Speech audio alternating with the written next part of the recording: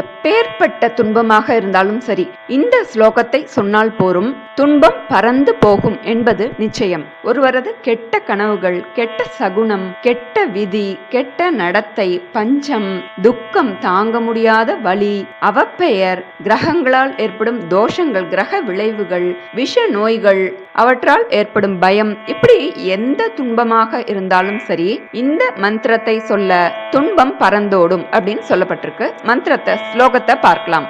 दुस्वप्न दुष्यकुण दुर्गति दौर्मणस्य दुर्भिक्ष दुर्व्यासन दुस्सख दुर्यशांसि उत्पातताप विषभीतिमसद्गहारति व्याधिंश नाशयतु मे जगतामधीशः दुस्वप्न दुष्यकुण दुर्गति दौर्मणस्य दुर्भिक्ष दुर्व्यासन दुस्सख दुर्यशांसि